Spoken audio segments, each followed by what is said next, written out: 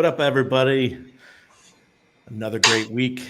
Tonight, I've got two special guests to bring on. I warned you earlier in the week we were going to do this, and we need to start talking about famous, about Fiat.io, and fat. Is it fatty like a blunt? Well, we'll talk about it. But we got Buck and Dylan here. Welcome, guys. Oops. There we go.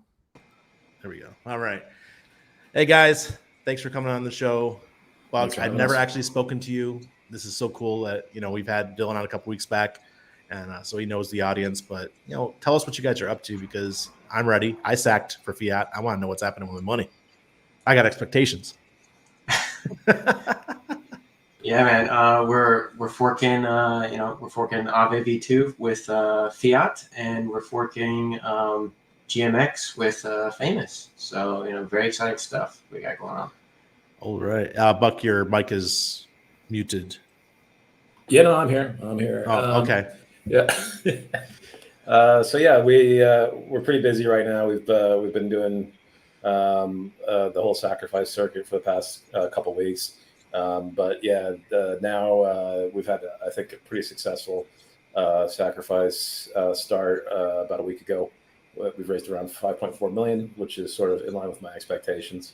And the reason that we want to raise this now is actually because we're launching Fiat on Ethereum.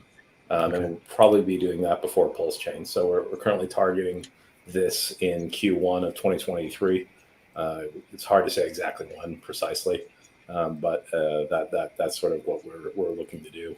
And so that's sort of going to be one of the key things for us to deliver. So if you sacrifice for Fiat, which I think you probably did, Randy, yes, you'll be getting more or less the same proportion of tokens on Ethereum as well. So this is like a freebie that you guys get. Airdrop. Airdrop. Exactly. It's been a while, man. I've been missing. I'm fiending for an airdrop, man. Like, I know. Yeah, and I wanted to give you guys some liquidity as well. And then the other kind of really good news for Fiat guys like yourself is that you're getting 5% of the Fame token, which is our GMX fork, airdropped as well to you. And the people are, if you use the sacrifice as a kind of way to interpolate value, that implies that you're getting millions of dollars potentially of Fame for free as a sacrifice set. So those are probably the two kind of really salient points that I wanted to hammer home to guys that got in on Fiat. I think this is a very good outcome for you guys. So you're going to have earlier liquidity since PulseChain's delayed. You're going to get free tokens on Fiat on Ethereum, and you're going to participate in the upside with Fame, whether you like it or not, for free. So that's beautiful. So a second airdrop. So you're doubly making me happy. Awesome. Merry Christmas, Randy. That's Thank right. you. Yeah. I appreciate that, man. Because really, I mean, okay, this year or the last 6 months, I've gotten what? I got some free PP. I mean, come on.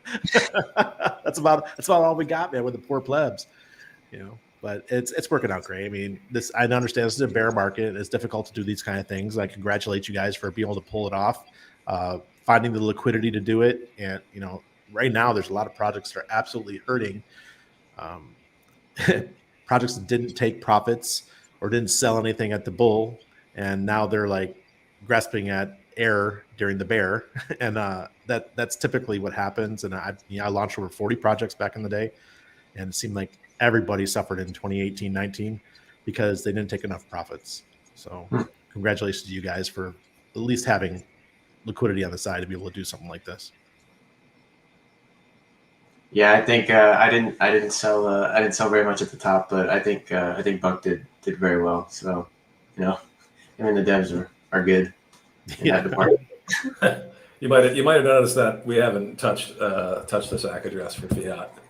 I haven't looked. And we haven't. Yeah, but if you did, you'd find it's all there. That's beautiful. And we've had pretty good discipline around that. We're building this out entirely internally. We don't have any consultants or anything else. Buck, you are a dev, right? I am not. No. I'm an investment guy. So our background is managing kind of complex investments, derivatives, things like that. Okay. And as you can imagine, in this world of hedge funds and whatnot, this gets very complicated, very mathematical, very computational. So that's sort of been our lineage. But yeah, I'm personally not a technical person whatsoever.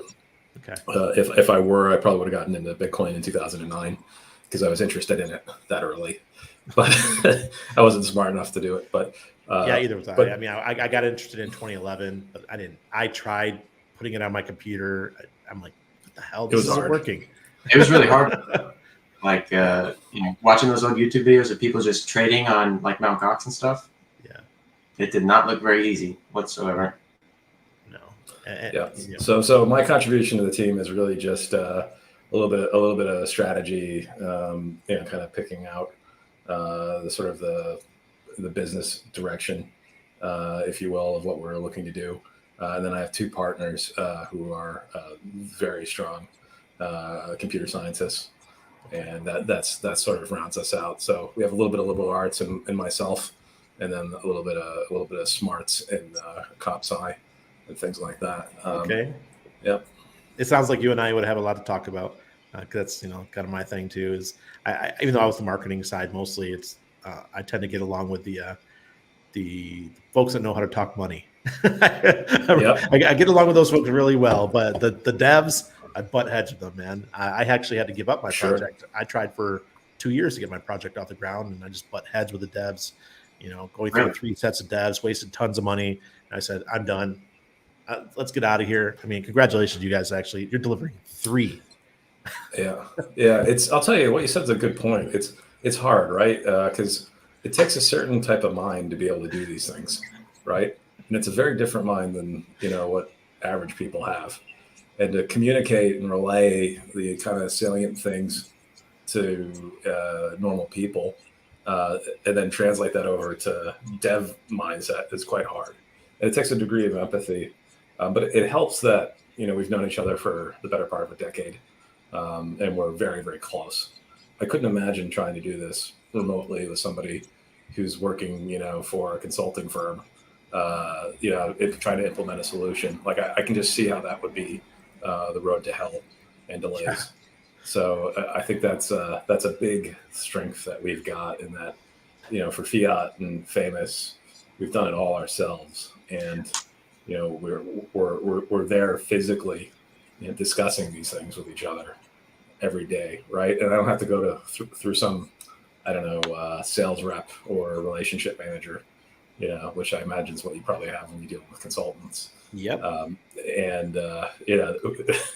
And ultimately have this thing where they're working for their boss and not really for you.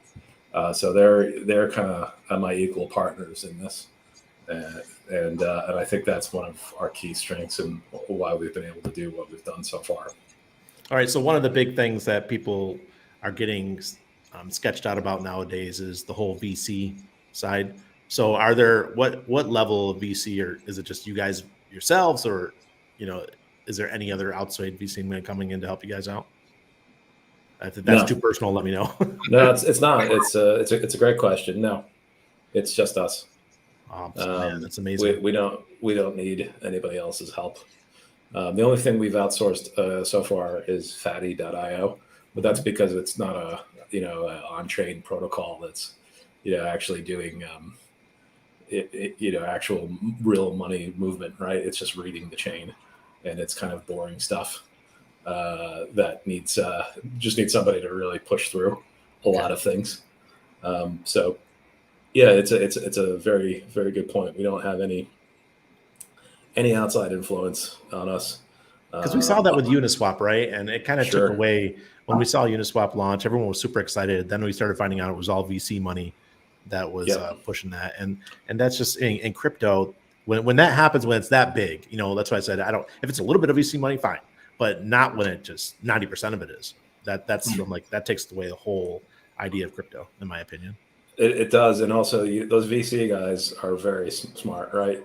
So they'll pick their right exit, and they'll have the first, they'll have the best way to get out before the average little guy. Usually, you see this with ICP is a good example. Yes, perfect example. Perfect example. Launched right at the top of the bull market with a VC allocation, getting the first liquidity, drops 98%. Just death forever. Maybe it's a good product, maybe it'll be useful someday, but the point was those guys absolutely toyed with people and did things in a way that I think is relatively unscrupulous.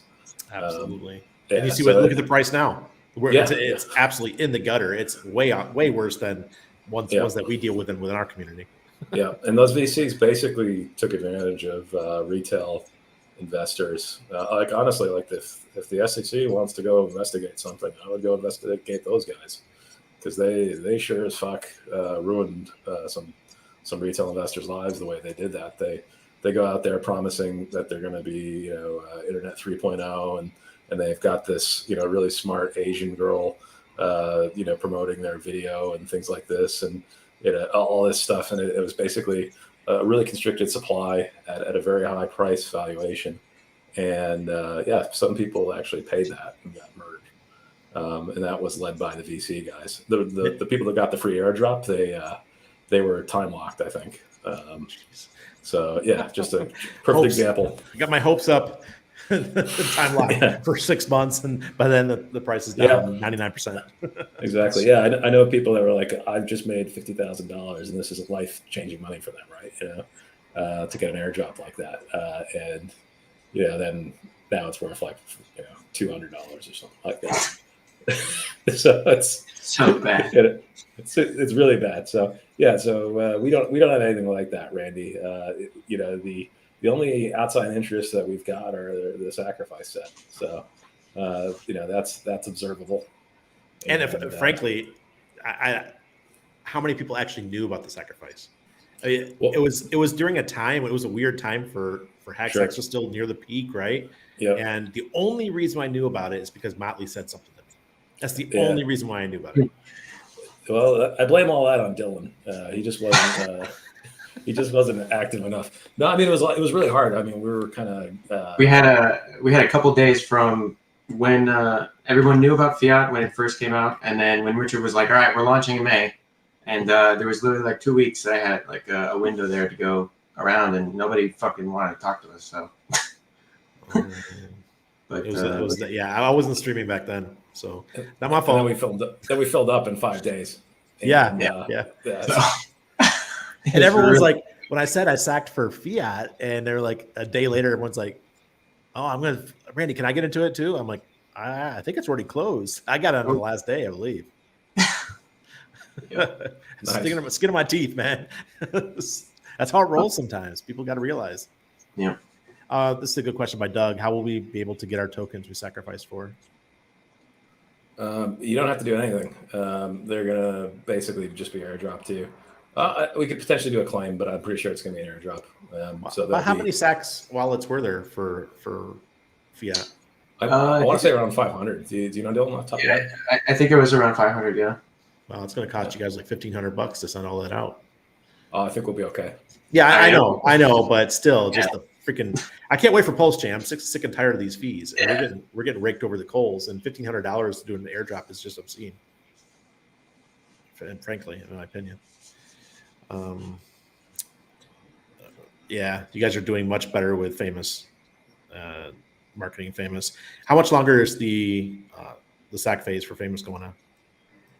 Yep. So right now we're just getting little trickles in. So which I'm happy to do. I want to onboard more users.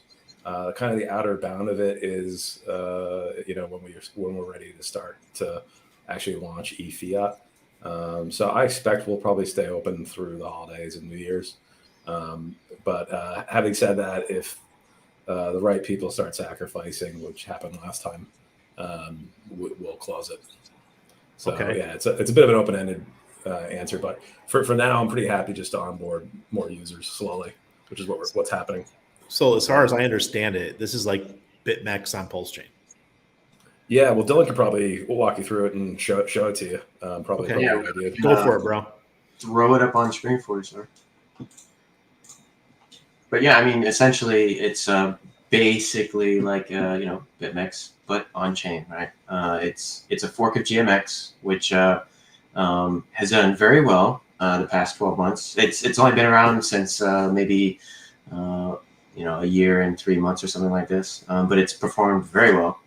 It's, I think, the darling of DeFi right now, actually. It's on two chains. I think it's on Optimism and AVAX, if I'm not mistaken. And on those two chains, it's accrued about $120 million of fees Wow. over the past year. So it's done extremely well. But I mean, it's relatively straightforward. You can use leverage on this. It is a price taker. So there is no price making on this. You're betting on the price of the particular assets that you're trading. But essentially, you'll be able to trade your favorite Richard Hart coins and stuff like this. This is our example basket on testnet so far. Could look similar. It'll probably look a little bit different when we start off, but this should give you a relatively solid idea of what we're trying to do with this. But Very cool. So is it not peer to peer then? It is. Yeah. It's a smart contract. It runs on chain. I mean, if you're intelligent enough to start up a front end and stuff, you could plug into this. So. All right. Alan Thick says it's Arbitrum, not AVAX. Perfect. Thank you. Yeah. Slipped my mind for a second. It's both. Oh, okay. Yeah. Right. It's on two chains. So. All right. Cool. But yeah, I mean, there's three ways you can use Famous, right? You can be a liquidity provider, you can be a fame staker, or you can be a trader. You can take the short end of the bet, or you can just swap on the platform by being a trader, right? If you're staking the fame token itself, which to get that you'd have to sacrifice for Famous, right? Right. You get a basket basically of the assets that are being traded on the platform. You get 40% of the fees that are accumulated, for just people using the exchange, trading, opening longs, opening shorts, having positions being funded, right? Longs and shorts, things like that. And then, being a liquidity provider, that's called, the PHLP token. So it kind of works like providing liquidity on. So no, there is not a SAC for PHLP. You have to provide liquidity to get the PHLP token. So it works very similarly to how you would provide liquidity on something like PulseX, right? So if you go on testnet right now and you provide liquidity on PulseX, you get liquidity tokens for that particular. Is this single-sided or dual?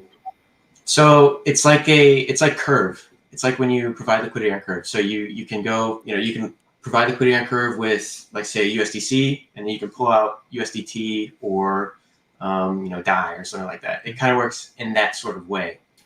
So you have. Maybe I'll jump in there. So you see that basket in front of you, Randy. Mm-hmm. So when you provide PHLP, it doesn't matter what you provide, you're getting exposure to that broad basket that you see there. It's about 60-40 crypto stable coins from an expectation standpoint. So it acts like a balanced portfolio, and it gets yield basically whenever there's trading volume on the exchange and when the traders lose. So you're betting, if you're a PHLP provider, you're betting that the traders get it wrong more often than not. Yeah, they do. And that is one of your risks. You get 60% of the trading volume, but the thing is that PHLP basket will expand and contract as trading volume increases. It's an elastic supply. So just as you provide LP on Uniswap, if the APY on Uniswap gets too high, it'll attract more liquidity from people that want to earn those fees. And that's why the Fame token is different, because the Fame token gets 40% of the fees with a inelastic supply.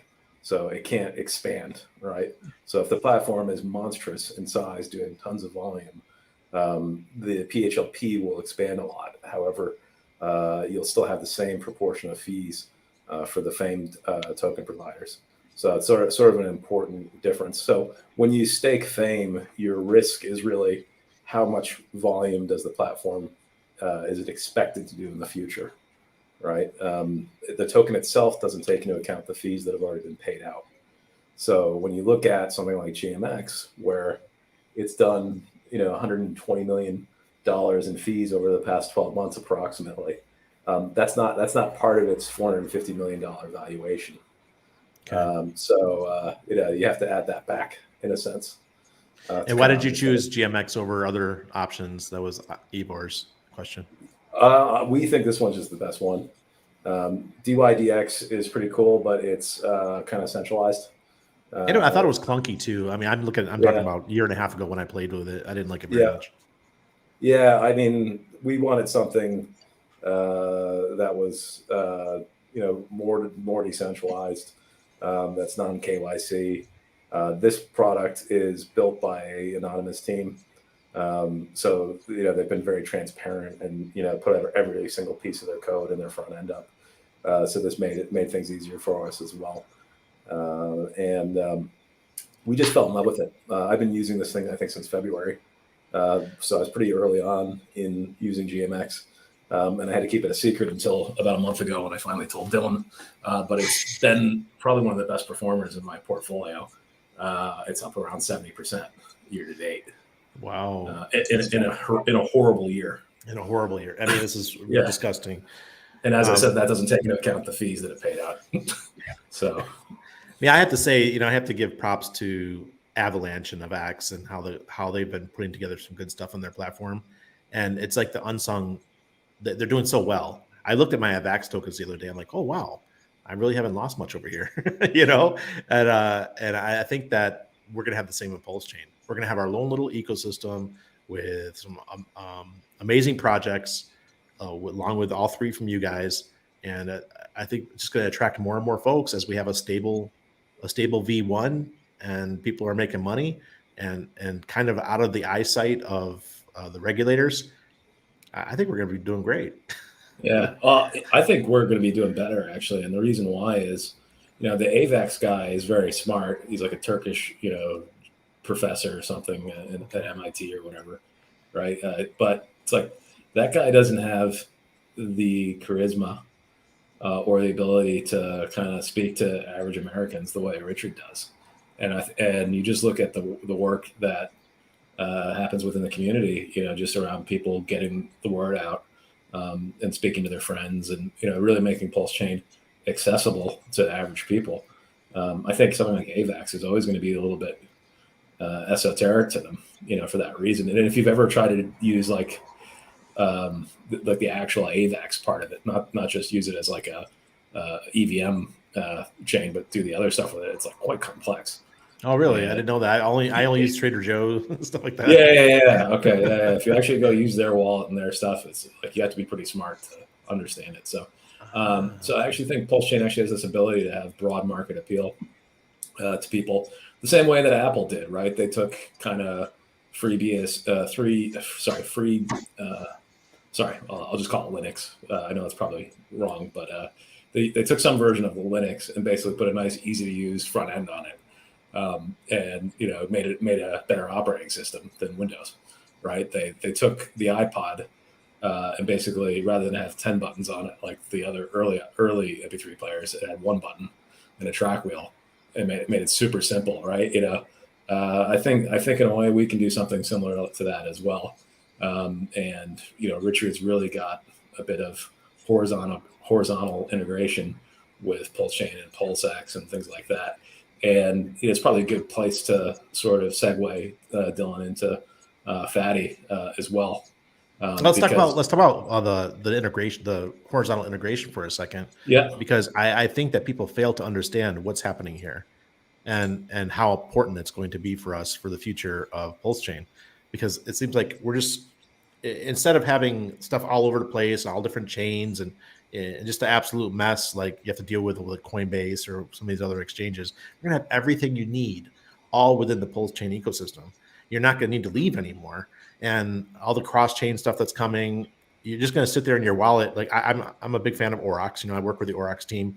With our wallet now, you can see every coin that you have in every blockchain, and if your primary blockchain is PulseChain, you're never gonna leave anymore. You're just gonna sit right there. and you're you're going to swap tokens in and out that you want. You're going to use the bridges to bring in your e-hex and those kind of things to maybe put it as LP or whatever you guys have. I don't know. Are you guys going to have LP maybe for e-hex as well? Is that a possibility? So instead of providing liquidity on, sorry, what was the question? e-hex, Ethereum version of hex. Could we like have a liquidity for that too over, just have a wrapped version over on Fiat or on PulseChain? Oh, totally. Yeah. Things from Ethereum that get wrapped over are likely early candidates for listing on those platforms, because we'll have kind of more reliable, less volatile pricing for them. Because that's the thing that people care about, right? So that's what. Yeah, I mean, if anything, it'll be on eFiat regardless. So correct. Yeah. Okay. Go ahead, Dylan. Hit it. Throw it up on screen there, sir. What you got? Which one? Let me see. There you go. Who's this? This is Fatty.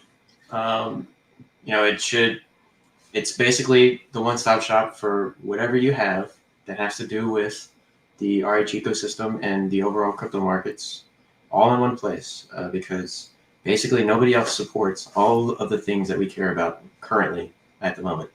You'll be able to see, you can define, okay, I want to see where my hex stuff is, how my stakes are doing, when they're ending. See this guy in Ethereum, he's got some stakes that are bleeding out that are relatively small, so it makes sense because it's probably more expensive to actually end the stake than it is to, the fee to actually end the stake than what he would get out of it. You can see things on Pulse, your hex stakes on Pulse. You can see liquidity positions that you've made on whatever chain that you're on. Well, that's amazing. I love it. Yeah, and then you can see your tokenized or instanced HSIs, which is pretty cool. We have the Zen stuff, which I'm not too familiar with, but if you're staked with for Zen, example, I've got Zen, right? I have like 105 wallets of Zen. And okay. I've got like 80 of them over on Ethereum, but I have another 25 or 30 or something like that on Matic. So it's going to show all my different wallets. So you can go onto this bundles tab, right? You connect your wallet. Once it's a little, there's still little kinks that we got to work out, right? But you would connect your wallet, go to bundles, and then you could just start adding all of your stuff and then consolidate all of it in one place. Nice. Which is really cool. Ivor says, so am I right in thinking Fatty is a nice free add-on? Yep, this is free of charge. This is a passion project. There's no sacrifice. There's no token for this.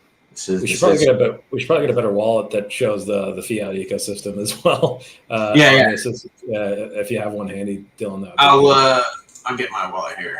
Because that's the other thing. So I saw Randy. The issue is Richard, and understandably so, doesn't want to promote anything that's not his because risk, right, to his reputation, right, and he doesn't want to take that risk. But having said that, I also realized that a lot of these guys like Xerion or Zapper that build products like this ignore hex, right, and which means they're going to definitely ignore Fiat and Famous.io. So I kind of figured, well, if Richard's not going to do it, and they're not going to do it, why don't I do it, right? And so we basically built this out. So here you can see this character here is a Fiat whale. And he's staking his Fiat token, and he's earning those nice fees, which so be the middleman basically. Exactly. And he's doing some borrowing as well. This is my debt, or this is my collateral, and this is my debt. Yeah. Okay. And scroll down to Famous now. So he's staked some Fame token, and he's getting some fees. So you can see everything that you're doing there. And I want this to be this thing's totally gonna be free. I'm gonna support as many of the other PulseChain projects as possible, even ones that compete against me in certain aspects. So I'm gonna have Liquid Loans there and Power City when their stuff's up, and other guys. I've already supported Hedron, and I'm glad I did because I think we're now Hedron whales. So. Oh, really? Cool. Yeah. So I'm gonna be supporting Hedron and Icosa and Watsa as much as I can, in enlightened self-interest. So yeah, this thing is just a free thing. It's still alpha testing. Not everything's perfect. It can be better. But PulseChain's not even here yet, so it's not so bad. Miguel says this could have thought of a more professional name. Nah, man, this is free. This is for fun. You know, come on, it goes right along with the branding of Fatty and fame. I get where Miguel's coming from. The devs kind of look at me like I'm insane, but then I go, you guys don't really know Richard Hart. You know, like the guy's all about bling and being flashy and things like that. And know your audience, right? Yeah. Where all the haters' tears roll right off, guys. Come on. But Fatty's actually probably been this logo. Has been kind of actually one of the less controversial ones. Everybody seems to like a cute pig. So I mean, crypto. We're the guys wearing baseball caps, t-shirts. Talking about look. I mean, Dylan's got we used a flat rim here. Get the flat rim going. There you go. Where else? Yeah. I mean, where else in the money world do you see this? Nowhere. Seriously. Yeah. Well, true, and it's not really my fashion per se, but I did try to make it. Am I fat shaming you? I think the goal is to be as fat as possible when it comes to your bags. So yes, I like big bags. Yeah, there's fat pride. There you go. Lights Out says, I think the branding is perfect. Yeah. There you go, Z. Let's have some fun with it, Okay, so if you want the suit with a tie, okay, go play with Liquid Loans. You want to have some fun? Come over to the Fiat team. Oh my God. We like jokes. We basically worshipped an NFT that was sent to us during the Fiat sack. It was a picture of a horse and a squirrel that was poorly drawn. Yes. Okay, you're familiar. Yes, we were basically elated that we got that. We could be a little bit silly. I know that's a bit of our that's a bit of my personality, but hey, I don't know. Like it seems the community that responds to outrage marketing and whatnot. We're not that outrageous, hopefully. But I mean that I have nothing against the outrage marketing. Yeah, sometimes it gets old. It's just I want to punch Richard, just like everyone wants to punch him, But he's still the leader, right? I'm ex-military. I look at him. I say, okay, he's the boss. He's leading. He's directing the way. Richard, do what you got to do. I understand that you want to build up your audience. That's great. Just launch freaking PulseChain, please. I think it's great. I mean, it's a differentiator, right? We can be. The analogy I use is that, Eric Wall and Hoskinson and all these guys, they all want to be the effete intellectual computer scientist snob, right? And I think it's great to just go mass market. And I think there's a lot more appetite and demand for Applebee's than there is for foie gras, right? Yes, sir. And the snooty effete European types, in Sweden, like Eric, might like foie gras. Yeah. But I'm all for onboarding average Americans to crypto. And, I don't know what foie gras means or whatever, but I know. Of course you don't. That proves my point. That's his point. Exactly. Yeah. Dylan, now we know, bro. Yeah, it's on bad, guys. Look, Franklin says, I don't even know what foie gras is. CJ speaks French, so he knows what we're talking about, right? Very good. Foie gras. I know Flo grown is, so yeah. That's for sure. Oh, God. Anyways. Yeah, that's what it is. It's fatty goose liver. They put it on crackers and stuff.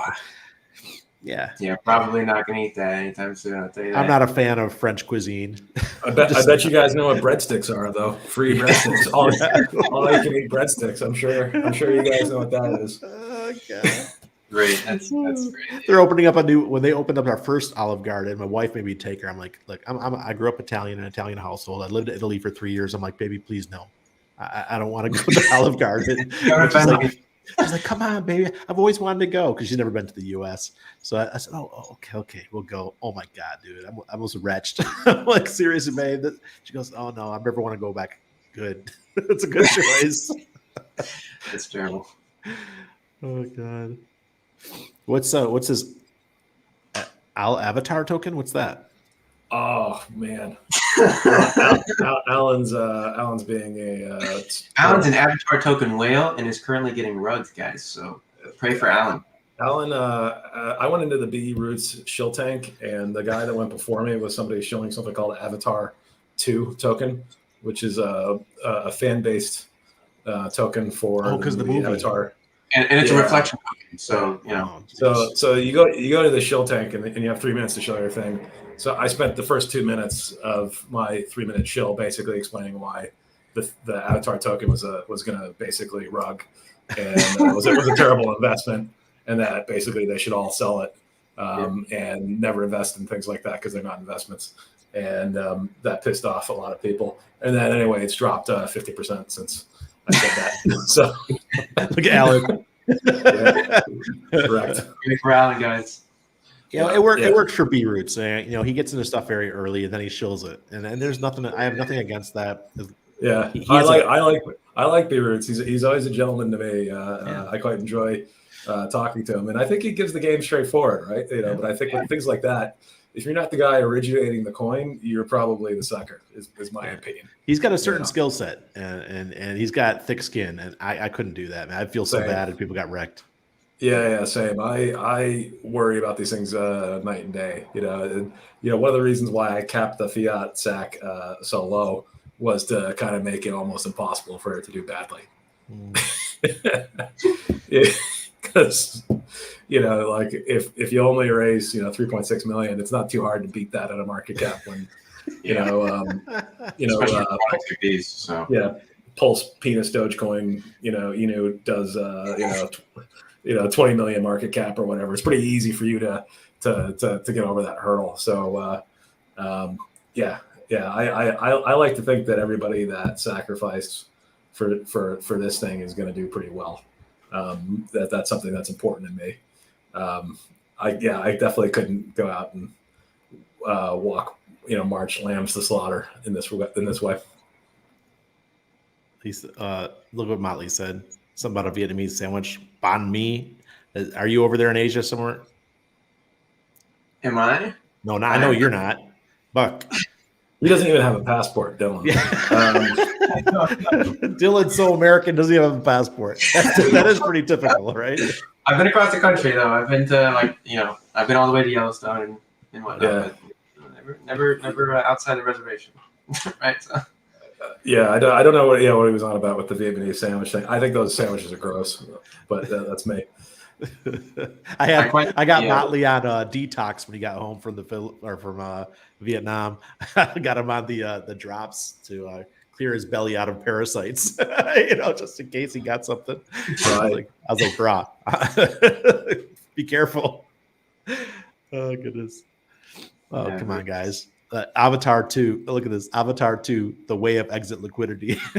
Classic. we laugh, but this happens so much. And I'm going to tell you guys, I'm going to tell our audience here that when PulseChain launches, you're going to see a tsunami of shit coming to PulseChain. Yes. It's going to be the low fees. They're going to come after our money. They know that people who stack for PulseChain, for PulseX, for, they have their hacks. They got Fiat, liquid loans, all this. We're all going to be doing pretty well. And they're going to look to extract some of that money. So don't be fools. Listen to the guys who've been around a while, and don't listen to B Roots because he's going to get you wrecked. Yeah, I love the guy, but don't listen to him. He is a gentleman. Yeah, I agree. And we did appreciate the chance to go talk to his audience. So I'm only kind of kidding a little bit because it was fun and he was a great host to us. But I would say what you said is important. There will be a lot of crap, and if you think about the game of crypto, basically all that crap pumps and then it dumps to zero and ends up right back in the native tokens of the chain, right? So it's gonna come right back to Pulse and PulseX and Hex and whatnot, right? Right. So just sort of try to understand at the outset that that's the game. So those guys build those things so that they can basically take those other useful coins away from you, right? And then think about what's going to actually ultimately produce the most of those coins. Well, you can be the guy that creates scams, or you can be the guy that stakes fame or fiat. The wealthiest people in the world tend to be the ones that, historically speaking, tend to be the ones that control the banks, the ones that control the financial services. Right. So with Fiat, we're basically the bank of PulseChain, right? But a DeFi bank. And with Famous.io, we're basically the E-Trade or the Nasdaq of PulseChain, right? So that's where the most fees are going to be accruing, and that's why guys like Sam and CZ tend to be the richest guys in crypto until they rug each other. Yep. But it's a really important thing to kind of internalize, and it's very important as well that we have these things owned decentrally by the community as well, because you don't want to give all your money to some oligarch or some weird guy like CZ who has no accountability, right? So I think these protocols are a big improvement because basically they're going to be owned by thousands of hexagons, and basically you guys are going to accrue those fees over time. So it's a very important nuance, and something that I think a lot of people would say, well, leverage trading is bad. Richard says leverage trading is bad, but I'll tell you this: staking is good, and earning fees is good. So, and I'd much rather you guys get these fees than some guy in China or some guy who, like SBF, right? So that's sort of my important message to the community. Okay, thank you, Buck. I mean, I appreciate that because it seems like, I came in crypto full time 2014 and fell in love with it. And those first couple of years, they're probably before Hex, they're the best years of my life, man. I was totally enjoying it. I was amongst libertarians and anarcho-capitalists. And then 2017 came along, fucked it all up. Everybody, it was, let's make money, ICO, and I was part of it. I'm guilty. I was the team lead for the marketing. Or people were using me to get content out there and those kind of things. And it changed. It totally changed. And I see that we're kind of returning to our roots now, thanks to stuff like FTX going down and the rumors of Binance not having the Bitcoin that they say they have and stuff like that. In my opinion, those are good things. Absolutely. Yeah. I'm like you. I'm an early Bitcoin guy as well that really appreciated those kind of libertarian values. I come from the finance world, so I was looking at what happened with Lehman Brothers with disgust. Yeah. And, even though, I'm sort of indirectly benefiting. You're showing your age, bro. Yeah. We're old. Yeah, that's okay. That's why we have Dylan here to be the young boy, the eye candy for the ginger Colonel Sanders. For all your female audience members. Dylan looks like redneck Jesus. He's Hey, I'm cutting all this shit off from PulseChain launches. Oh, yeah. Go grow out, but it's been a little too long, so this shit needs to launch already. I like it. So so I definitely agree with you. We got away from all those values, and but what's happening with DeFi is awesome. Like, it really gives me a lot of hope that crypto can actually do something useful. All the things that broke, Celsius, FTX, Voyager, BlockFi, they're all CeFi shadow banks that basically blow up, and these things always blow up for the same reasons that these guys blow up. They don't manage their risk properly. They're not transparent. One guy commits fraud and knocks out everybody else. Yeah, they hire Carolyn as CEO. Let her. You hire a 25-year-old chick as your CEO. You don't have an accounting department, and it's just this sort of stuff happens every so often, right? Whereas DeFi definitely is a interesting solution to this because it basically means that you can see it all, and people can verify on chain, that these things are working functionally. It doesn't mean they won't break, but at least you know where they actually stand. We have no idea where Binance is right now. That guy could be sitting on so much money, and he could be absolutely fine, or he could be broke. I have no clue. And how am I going to know? Absolutely. Our 23 says when launch, sir. What do you have the exact date for the Fiat launch? The exact date and hour and minute. No, I'm kidding. You can't say it though. Yeah, no. It's impossible to know. So eFiat Q1 target. It's hard to say exactly when. with famous.io. Expect that to take us a couple of months after eFiat comes out, where we'll start to have that ready. We don't know when PulseChain's coming. I assume it's at least 3 months away, right? Yeah. Probably more, to be honest. We want to be first mover once PulseChain comes, right? With both I have of a these. feeling that a lot of projects are going to start moving. You saw Pulse Doge win. The next couple of days, they're launching on Ethereum. They're moving away from BSC. Now you guys announced first. Yeah. And now then they announced. So the dominoes are starting to fall. Yeah, Sure. I mean, it's been taking a little too long, so you gotta pivot, man. Can't wait forever for this stuff. Dylan, you want me to share the screen again? Sure, yeah. I threw up some fees, some crypto fees, and you can see the two things that we're forking are basically up there with the big dogs. They are the big dogs. So just That's amazing. Yeah, and GMX has only been around for about a year, right? So it's actually very impressive for it to be accumulating that much fees in the bear market, right? It's it's only a third of what Uniswap is generating, basically, and Uniswap's been around for 4 or 5 years, 4 years, right? Since late 2018, 2019, something like that, right? If I'm not mistaken. It's amazing. It's been around. I can't believe I've been in crypto so long. I know, right? It's crazy. But yeah, I mean, these things they generate plenty of fees. They're extremely useful tools. This is something to consider when you are, kind of taking into account what, things could look like on PulseChain, right? Because GMX isn't on a layer 1. GMX will be on, or Famous will be on a layer 1.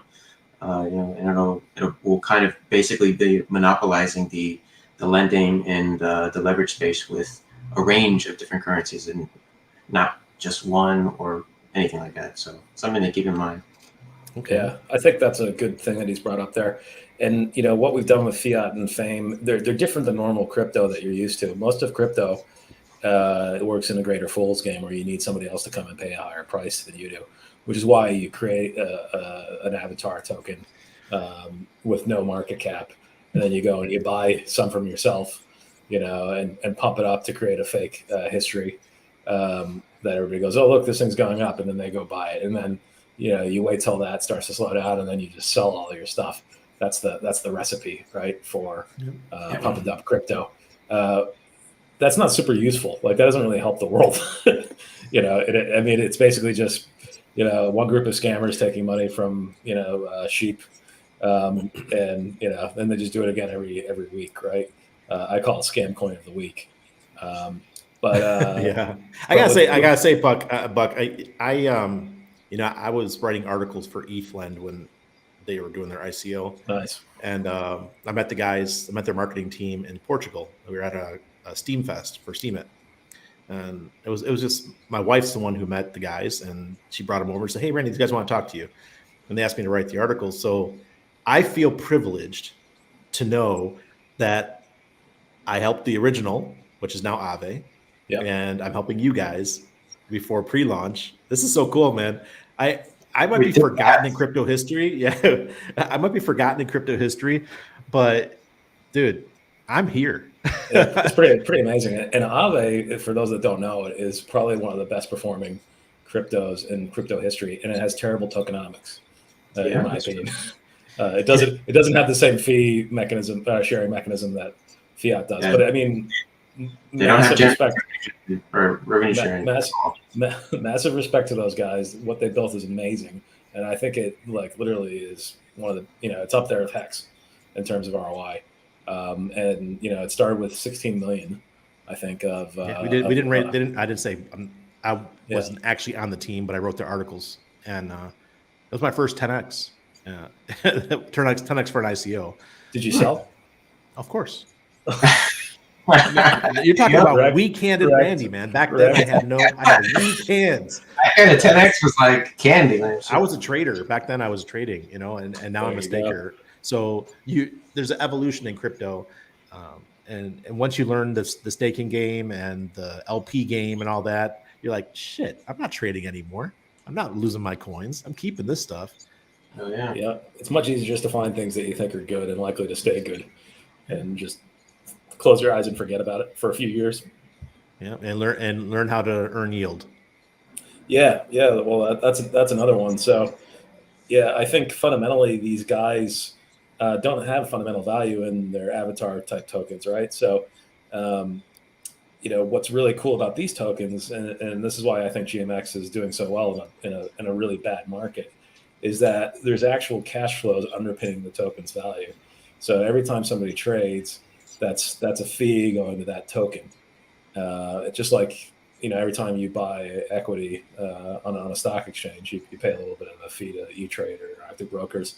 This thing's basically doing the same thing. And when you have that, it's actually hard for your token to dump, right? Because people are going to be attracted to that token just to earn the fees. So I totally agree. that makes it a lot different than what you're used to. And I think in the next cycle, people are going to be more picky about these things as well. They're gonna start to expect these kind of tokenomics. And you're not going to need to chase super high APYs either. I mean, if we're earning, say you have 10 different tokens, one of them, or like 5 of them earn 20% APY, one's pulling out 30 something APY like Hex does. And on top of that, Hex, you're getting your Hedron shit. I mean, I don't even know what that bumps our percentages up to, but I'm sure it's pretty high. And then you got all these like ICOSA and staking Fiat, Fame, and liquid loans, whatever, all these different things. It's just gonna. I don't know why anybody would sell their tokens. It's just money printers everywhere. I've never had that before until Hex came along. Sure. And think about it too. So there's positive operating leverage as well. So when those tokens go up and you're earning fees in those tokens, that's increasing your return, if you will, and it's increasing the prospective value of the token itself. So you're kind of at an interesting point where markets are probably close to their bottom, or if they haven't already reached it. And you're now looking at a world where you can get in at really low valuations to things. And this is the time to really set your portfolio up for the next cycle. I love this part of the markets here. I don't like the bull market so much, but I love this part. Oh, I like seeing my wallet balloon, but in the bear market, if you're picking up stuff for really cheap, it feels good. Yeah, well, when that's happening and there's people dancing on coffins, making rap videos, I'm selling, and I'm waiting till those same people, go get jobs at McDonald's or start selling, shit tokens. I took so much crap last year because I sold, a bunch of Hex right around 44 cents. Good for you. Good for you. Yeah. People are like, Randy, you should be selling. I'm like, Hex flex, bitch. Like, Good for you. Yeah, absolutely. You need to keep your head on your shoulders with this stuff. Always take profits, guys. Always take profits. Don't listen to the shills. So you'll have all the coins GMX has plus the Pulse ones. Does that sound right to you? It's a great question. It's a great question. It's hard to say exactly what we'll have for sure, but you can expect that we're going to have the most liquid, high quality tokens that are available on PulseChain. And that probably is going to include some wrapped in tokens from Ethereum, and those Richard Hart tokens. Probably not going to include Pulse Dinosaur. Exactly. Right. Makes sense to me. Green Lamp says Avatar 2.0 will not be on this. Yeah, it'll already be gone. It'll probably be gone this week. Yeah, correct. Yeah. Green Lamp says this is just a general question. It says, why is the liquidity for Hex so low? Because Richard likes those candles. He likes it going up and down.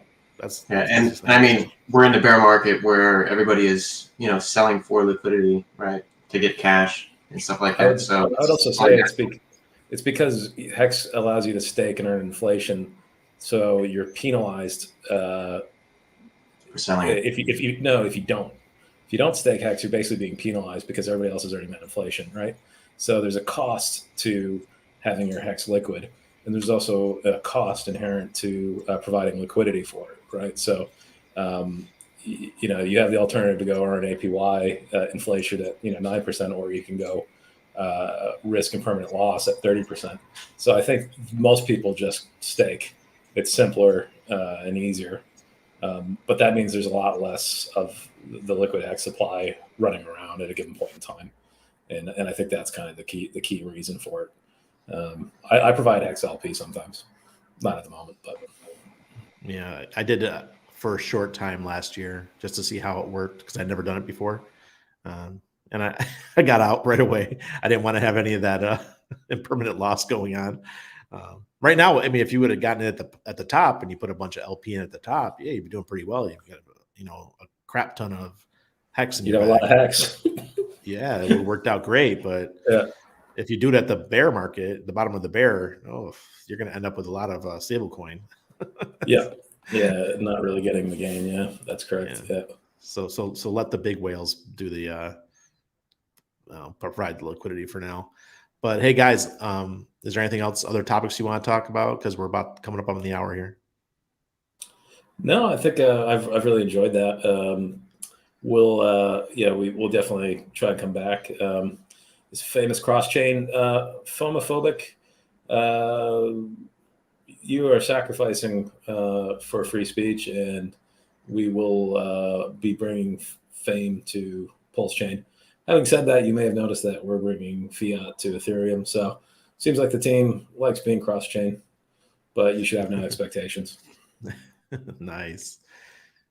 Yeah, it was a great stream, guys. Thanks. A lot of information here that people can go over, and I will make this into 5 or 6 pieces of short form content for you guys, and I'll share a couple myself and get those out to you tomorrow.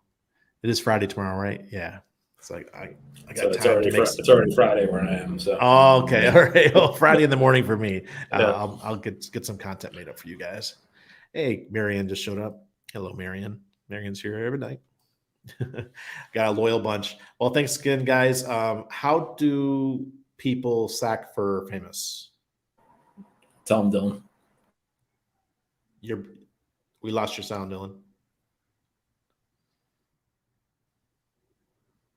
Try again. You hit that unmute button, Dylan. He did. There he goes. Yeah, we do. Yeah, so you guys can go directly to the website, famous.io, right? And all the details you need are on the website. And if you want specific tierings and stuff like this, go to the Telegram, t.me/famous X, and just do !SAC, and you'll get a bunch of details to the GitHub and stuff. Looks like I need to drum up some Fiat somewhere, or find something to put into it. I forgot to tell you one thing, Randy, that's pertinent to you. If you sack from the same wallet you sacked for Fiat, you get a 5% bonus. Oh, okay. Up to the amount that you sacrificed. That's pretty cool. I got to figure out which wallet that was. I don't even know which one it was. Yeah. Just if you want, I'll tell you which wallet it was. No, I'm kidding. I have no idea. But that's a extra bonus for Fiat guys. So I've done 3 nice things for Fiat guys here. I've given you free eFiat, I've given you free fame, and I'm giving you oh, that's bonus. So cool. Thanks. I appreciate that. It's so funny. People don't realize how much money those of us who sacrifice for PulseChain have actually put across all these different projects. It's a lot. We really want to see PulseChain succeed. Yeah, seriously.